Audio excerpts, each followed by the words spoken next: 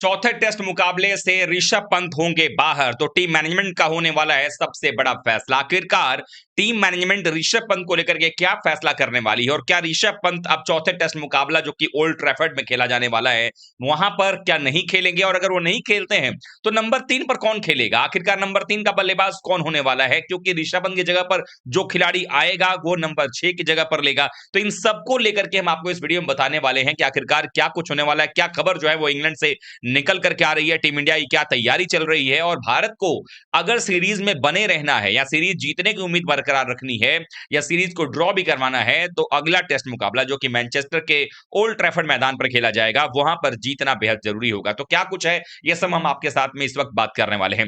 सबसे पहली बात तो आप ये जानिए कि ऋषभ पंत वो खिलाड़ी हैं जिन्होंने कि पहले तीनों टेस्ट मुकाबलों के अंदर में बहुत ही जबरदस्त इंपैक्ट डाला था। हेडिंग्ले का मैदान अगर आपको याद हो तो पहली दोनों पारियों में, पहली पारी में भी शतक, दूसरी पारी में भी शतक, दोनों पारियों में उन्होंने 2 शतक लगा दिए। उसके बाद सेकंड टेस्ट मुकाबला जो खेला गया था वहां पर भी उन्होंने बेहतरीन पारी खेलकर दिखाई थी, और वहां पर उन्होंने दूसरी पारी में 65 बनाए थे, पहली पारी में भी 30 या 35 रन का योगदान दिया था। उसके बाद तीसरे टेस्ट मैच मुकाबले की बात करें तो पहली पारी में जबरदस्त 74 रनों की पारी खेली थी।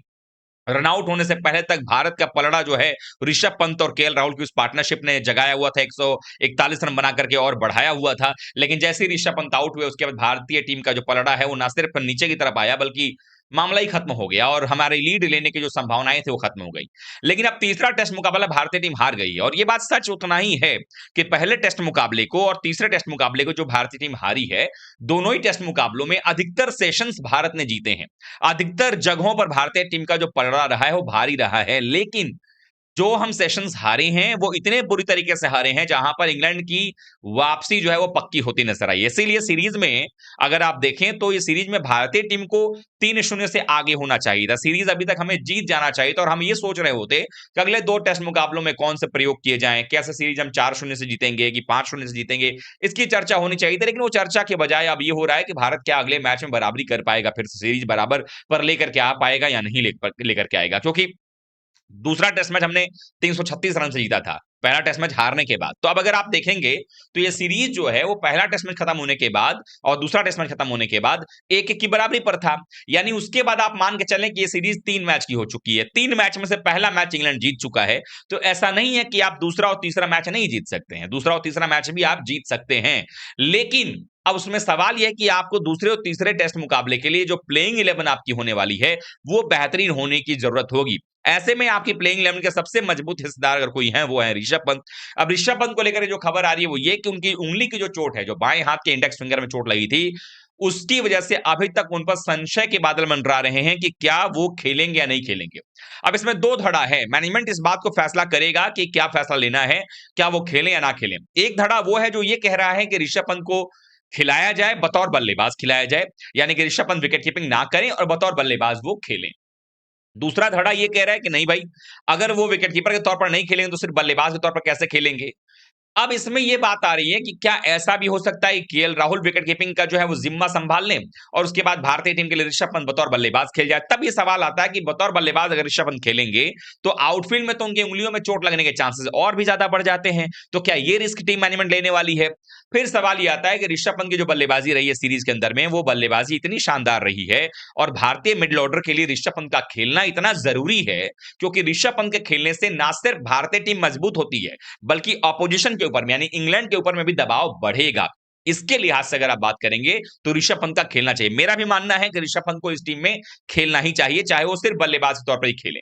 अगर मान लिया जाए कि ऋषभ पंत अगर बल्लेबाज के तौर पर सिर्फ खेलते हैं तो विकेट कीपिंग क्या केएल राहुल करेंगे, तो जवाब है जी नहीं, केएल राहुल विकेट कीपिंग नहीं करेंगे। तो फिर ऑप्शन क्या है, ऑप्शन है ध्रुव जुरेल का। यहां मैं एक चीज और क्लियर कर दूं, कुछ लोगों को यह लग रहा है कि ऋषभ पंत बतौर बल्लेबाज खेल लें और उनकी जगह विकेट कीपिंग जो है वो ध्रुव जुरेल खेल लें कर लें।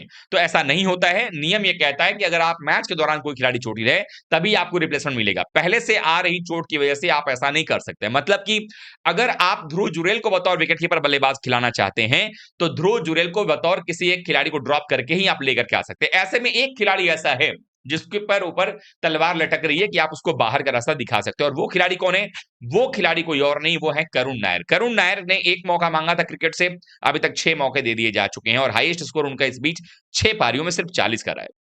और करुण नायर जब आउट होकर जाते हैं पवेलियन तो परेशानियां बढ़ जाती है टीम की, और जब तक खेल रहे होते हैं तब तक बड़े सॉलिड इन डिफेंस नजर आते हैं।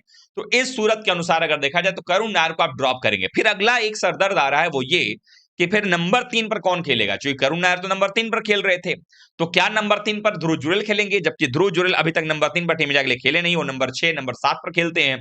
तो अब ऐसे में सवाल है कि क्या ऐसा किया जा सकता है कि आप एक ऑलराउंडर को ड्रॉप करके ध्रुव जुरेल को ले आओ, क्योंकि ऑलरेडी 2 ऑलराउंडर आपके पास में अगर रहेंगे, जड्डू और नीतीश कुमार रेड्डी, या फिर जड्डू या फिर सुंदर, या जो भी आप सोचते हो, और प्लस आपके पास 3 बॉलर होंगे, तो 5 बॉलर से भी काम इंडिया का चल सकता है।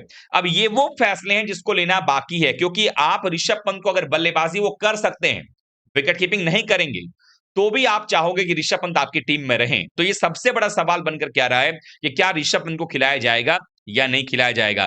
तो मेरी नजर में ऋषभ पंत को खिलाना चाहिए, लेकिन जो हमारे पास जानकारी आ रही है वो ये कि मैनेजमेंट किसी प्रकार का फैसला लेने से पहले जल्दबाजी नहीं करना चाहता है।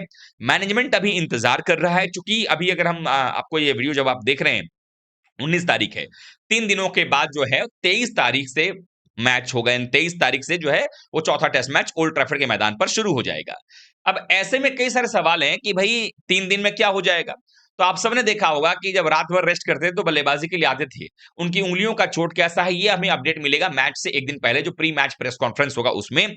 और भारतीय टीम मैनेजमेंट जो है वो 23 तारीख को मैच शुरू होने से पहले ये निर्णय लेगी कि आपको ऋषभ पंत के साथ जाना है या ऋषभ पंत को रेस्ट देना है, क्योंकि उसके बाद जो टर्न अराउंड टाइम है वो बहुत कम है। यहां तो 1 सप्ताह का गैप था, 8 दिन का लगातार गैप था, 15 को 14 को मैच खत्म हुआ, उसके बाद से 8 दिन का गैप है 22 तारीख तक, फिर 23 को मैच है।